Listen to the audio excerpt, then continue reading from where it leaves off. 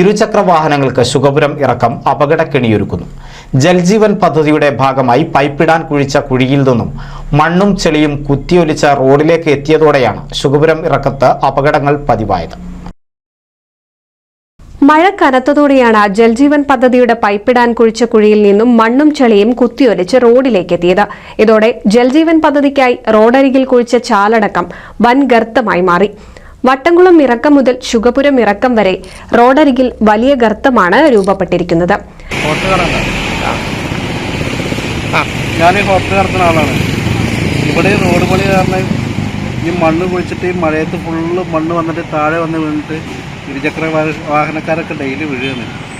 ആകെ പരിക്കും. നമ്മൾ നേരം മുന്നേ കാണുന്ന കാഴ്ചകളതാണ്. ഭയങ്കര ദുരിതമാണ് ഇവരെ കൊണ്ട് ഈ മണ്ണൊക്കെ വന്നിട്ട്. പിന്നെ മഴ പെയ്ത് കഴിഞ്ഞാൽ മഴ മാറിക്കഴിഞ്ഞാൽ പൊടിയുടെ ചെല്ലും വേറെ. ചെറിയ കല്ലുകളും ചെളിയും റോഡിൽ പരന്നു കിടക്കുന്നതിനാൽ ഇരുചക്ര വാഹനങ്ങൾ അപകടത്തിൽപ്പെടുന്നതും നിത്യകാഴ്ചയാണ്. കൂടാതെ റോഡിലും വലിയ ഗർത്തവും രൂപപ്പെട്ടിട്ടുണ്ട്. മഴ മാറിയാൽ പൊടിശല്യവും ഇവിടെ രൂക്ഷമാണ്. ജൽജീവൻ പദ്ധതിക്ക് കുഴിച്ച കുഴി മൂടിയെങ്കിലും മുകൾ ഭാഗം കോൺക്രീറ്റ് ചെയ്ത് ഉറപ്പിക്കാത്തതിനാലാണ് മഴവെള്ളത്തിനൊപ്പം മണ്ണൊലിച്ചുപോയത്. മണ്ണൊലിച്ചുപോയി വലിയ ഗർത്തം രൂപപ്പെട്ടതോടെ പല വീട്ടിലേക്കുമുള്ള വഴിയും തകർന്ന അവസ്ഥയിലാണ്. NCV news Edappal. 1000 വിവാഹങ്ങൾക്ക് ഒരേയൊരു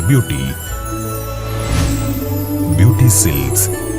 എടപ്പാൾ, ചാവക്കാട്, തൃപ്രയാർ, പുത്തനത്താണി, പെരിന്തൽമണ്ണ.